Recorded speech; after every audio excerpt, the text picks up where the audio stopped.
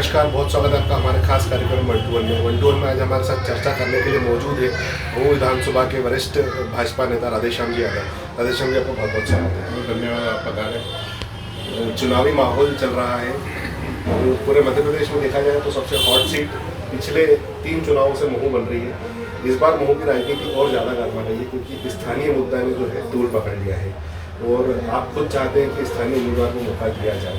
क्या मांग है? महू विधानसभा का सौभाग्य है कि पिछले 3 बार से महू में भारतीय जनता पार्टी विजयी हो रही है और मेरा सौभाग्य है कि तीनों बार विधानसभा का चुनाव संचालक मैं खुद ही था, इसलिए उन तीनों चुनाव में हमारी विजय प्राप्त हुई और इसलिए महू क्षेत्र के मतदाताओं का बहुत धन्यवाद, नागरिकों का बहुत धन्यवाद। वर्तमान समय में स्थानीय उम्मीदवार का मुद्दा वो हमने ही उठाया, हमने पार्टी के समक्ष उठाया, संगठन के समक्ष उठाया।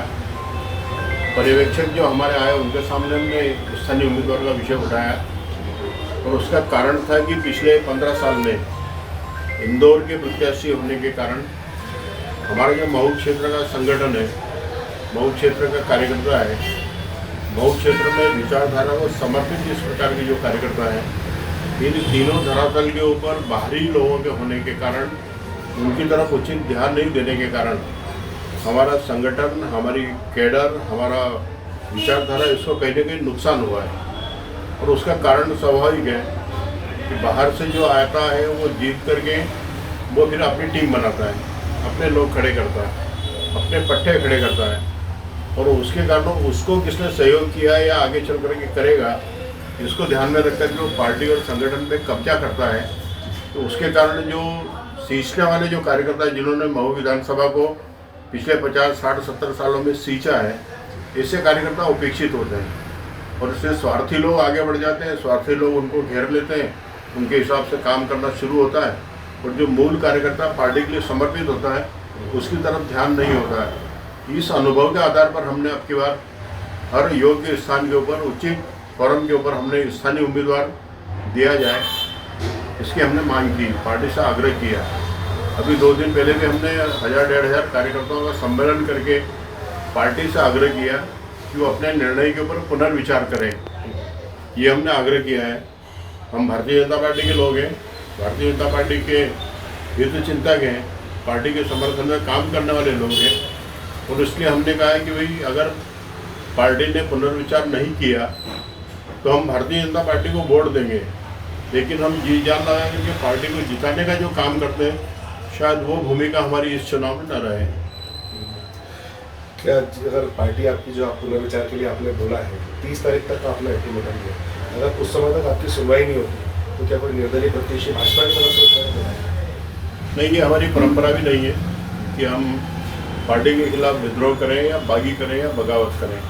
हम संस्कार को लेकर के चलने वाले लोग हैं और भारतीय जनता पार्टी देश की आवश्यकता है, देश के हित में काम करने वाला अगर कोई राजनीतिक दल है देश में तो वो सिर्फ भारतीय जनता पार्टी है।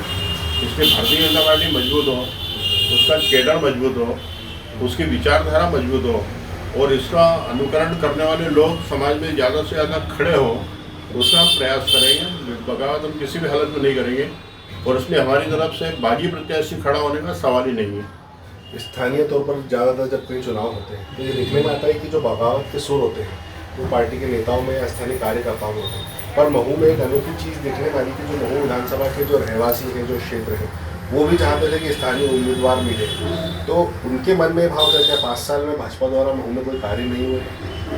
नहीं, मैंने कहा ना कि बाहरी प्रत्याशी होने के कारण और योग सुयोग जो भी गए, सरकार बन गई, सरकार में मंत्री बन गए, हमारे यहाँ की जो विधायक थी वो, इस कारण स्वाभाविक रूप से महू क्षेत्र में समय कम दिया, लेकिन जो योजना, जो क्रियान्वयन होना चाहिए उसकी तरफ कहीं ना कहीं उपेक्षित हुआ, जो समर्पित कार्यकर्ता उपेक्षित हुआ। जिस कैडर ने, मैंने उनको कहा भी बीच में एक बार कि हम विधानसभा में 100 कार्यकर्ता ऐसे हैं जिनके दम पे चुनाव जीतते हैं, उनकी तरफ भी कोई ध्यान नहीं दिए इन 5 सालों में, उनके साथ एक बार भी नहीं बैठे। हम जो विचार परिवार हमारा है वो काम करता है, उसके साथ नहीं बैठे। और सबसे बड़ा दुर्भाग्य तो ये है कि मतदाता हमको वोट देता है, लेकिन उस मतदाता के लिए महीने में एक दिन भी हमने, हमारे विधायक जी ने समय नहीं दिया कि कोई भी पब्लिक का आदमी आकर के वो यहाँ मिल ले। और महू में समय न देने के कारण लोग उनसे मिल नहीं पाए। उन्होंने कार्यालय अपना महू विधानसभा में मेंटेन करना था, उन्होंने अपना कार्यालय मेंटेन किया इंदौर में। उसके कारण किसी को भी छोटा मोटा काम पड़ता तो इंदौर जाना हर एक के लिए संभव नहीं है और वहाँ मिलेंगे इसकी गारंटी नहीं है। इस कारण से यहाँ का मतदाता, यहाँ का नागरिक और यहाँ के कार्यकर्ता तीनों ही 5 साल में इनके कार्यकाल में उपेक्षित हुआ है। महू को टाउन हॉल की सौगात मिलना थी, वो नहीं मिल पाई। जाम रोड से लेकर जाम दरवाजे से लेकर एक जो कॉरिडोर बनने की घोषणा हुई वो नहीं हो पाया। तो इस बार अगर चुनाव जीते तो क्या आप खुद प्रयास करेंगे महू के कुछ विकास कार्य, क्योंकि वर्तमान विधायक जो है पर्यटन विकास मंत्री थी, पर्यटन की अपार संभावना है महू के आसपास क्षेत्रों में, पर पर्यटन की दृष्टि से भी महू पिछड़ा रहा।